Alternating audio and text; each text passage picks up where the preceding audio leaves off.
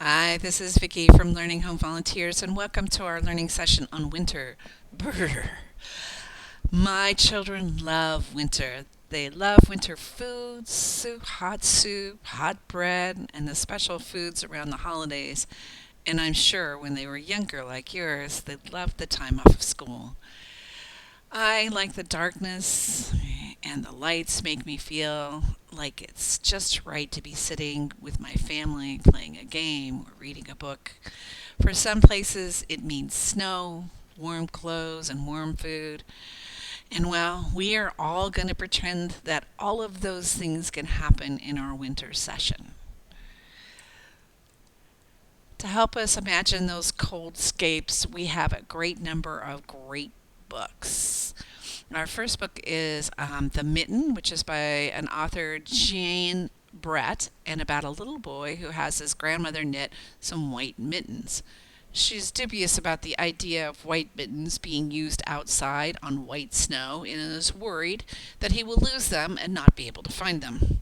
And of course, she is right. He loses them in the snow in the forest, but that's actually just where the story starts.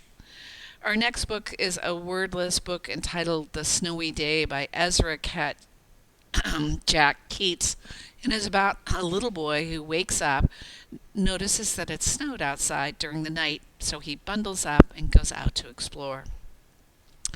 Our last book is called Stone Soup and is about some travelers who, when denied food, make their own soup using a stone. In your box, you're going to find a bag, a numbered one, which contains all the characters and the mittens and some popsicle sticks. Before watching the book video, you want to glue the characters onto each stick, and then while watching the video, your child could be the characters on the page.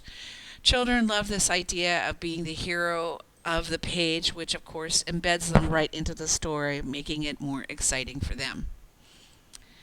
This is activity number 2, make a scarf. We had some donations of fleece, some blue and white, enough blue for all the children, and you'll find a bag of blue fleece and some yarn that's already been pre-cut.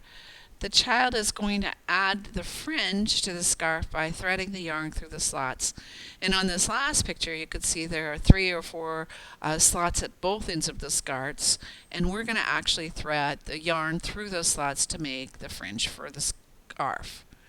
Using 4 strands of yarn at the midpoint of the strands, you want to grab the middle section and then push it through the slot like I've done in the first picture. And then you want to take at the bottom of the yarn and pull it through the hole that we've made, and then actually pull it, and it'll actually end up looking like this.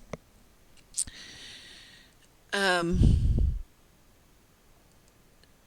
or you could do it one at a time by pulling the yarn in the hole and making a loop like you're going to tie your shoes, and continue until you have enough to make the fringe for that.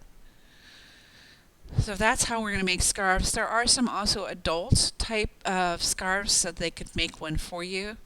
We had enough for I think everybody to do one. Um, so hopefully you'll get a scarf made for you too. This is activity number 3, the hot beverage station. In your bag, you're going to find 3 different size cups, toppings, which are we have pulled cotton balls to be whipped cream. We have small cotton balls rolled into squares, which are like marshmallows. And then we have 3 different kinds of popsicle sticks. The sticks with the red stripes are to be um, peppermint sticks. The sticks that are brown are cinnamon sticks. And the plain popsicle sticks are sugar cane. We have also included tissue paper squares to be the liquid for the cups, brown for hot chocolate, yellow for apple cider, and red for Panche Navidad.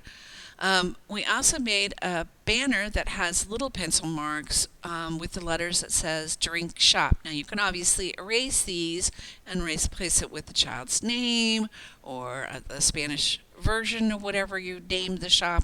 Any of those will do. we hope you will enjoy this store play, this make believe, which actually mirrors the lives that they see, like ordering, preparing the drink, and paying is a delight.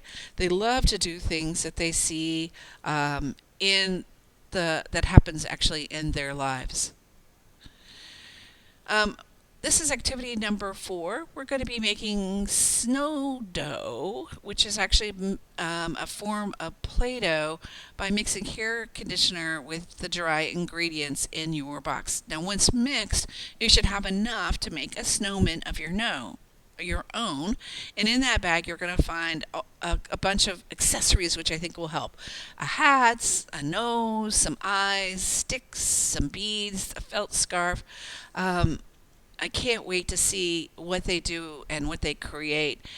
You can see many of these are taken actually from other uh, nursery schools that have actually done stuff, and a couple of our very own that we did here.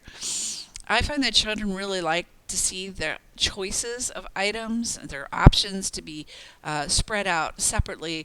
And this special tray here has just that kind of separation, but a plate will just work with fine. The dough will stay moist if you keep it in a Ziploc play bag after play, and if it gets a little bit dry, just spritz it with water, and everything will be fine. Well, that's all there is for this week. Next week, we're going to be working on snowflakes.